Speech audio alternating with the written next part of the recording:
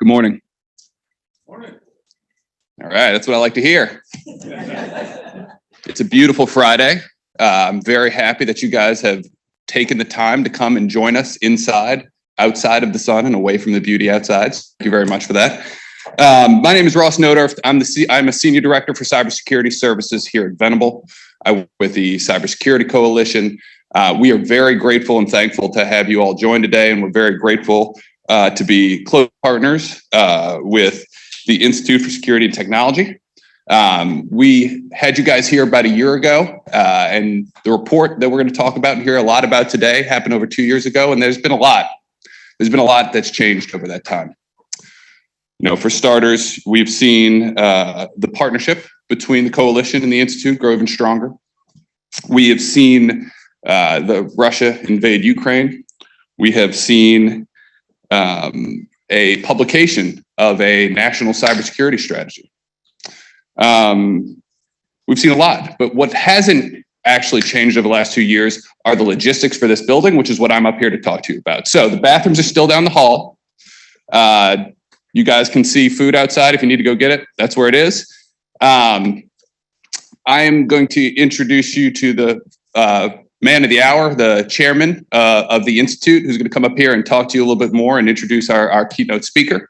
But first, I wanted to say one other thing. The pillars in the Ransomware Task Force have really kind of taken root. Deter, disrupt, prepare, and respond. You guys have made significant progress. Thank you to the policymakers that are in the room today. Thank you to the Institute and the coalition members for really kind of doing the hard work to make progress on the 48 recommendations over the last 2 years. I personally have taken those 4 pillars to heart and used deter, disrupt, prepare, and respond to deal with my toddler at home as well. So significant progress being made all around the board. And with that, I'd like to introduce you to the SVP for Security Resilience, and more importantly, the chairman of the Institute for Security and Technology, Mike McNerney. Thank you, guys.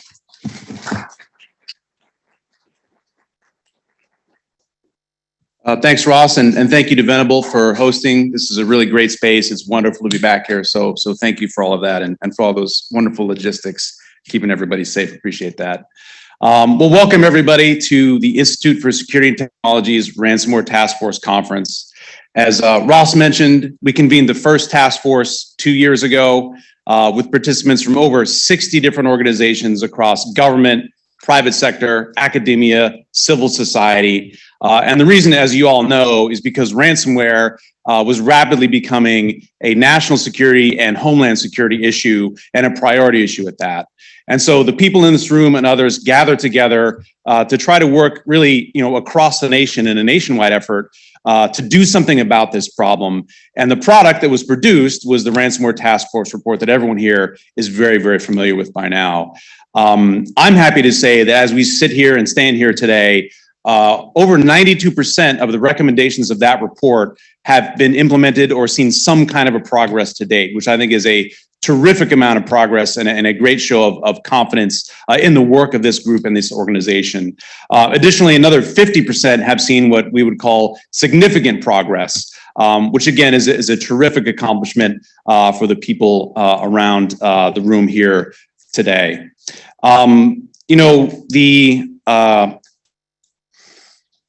The work still remains a little bit undone, right? We've seen terrific progress over the last couple of years. We've seen more aggressive actions by the people in this room, by our government partners.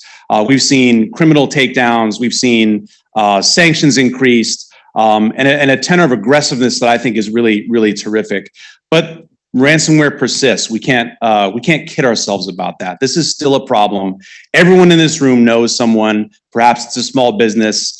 Maybe it's their kid's school. Maybe it's a local hospital that's been affected by ransomware. And so we need to have an honest accounting here today of what's gone well and what still needs to be done. And I hope that's something that we can achieve through the panels and through the discussions that we have here today. So thank you in advance for all of that. Thank you in advance for your participation here today.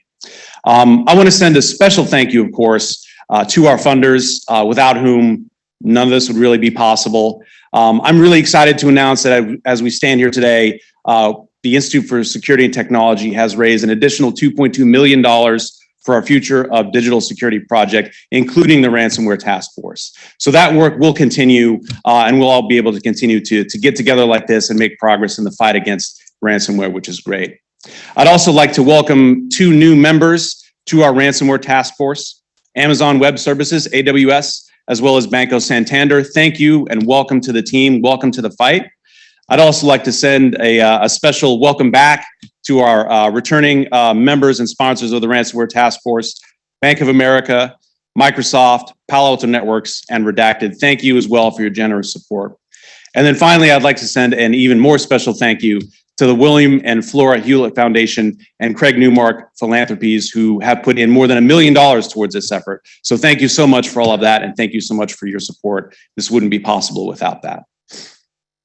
I'd like to finish by saying one other thing. We have a small but growing number of elected officials that really understand the issue of cybersecurity and the importance of ransomware. That hasn't always been the case, I think, as most people in this room know. This has been a kind of niche issue that hasn't really been a priority, especially for elected officials. And we're seeing that change, and I think that's something that we're going to want to encourage. It's a really great privilege of mine to introduce someone who's a really great friend, a former colleague, an expert in national security, an expert in foreign policy, but someone who actually really truly understands cybersecurity and ransomware and the impact in everyday lives. My good friend, Representative Alyssa Slotkin.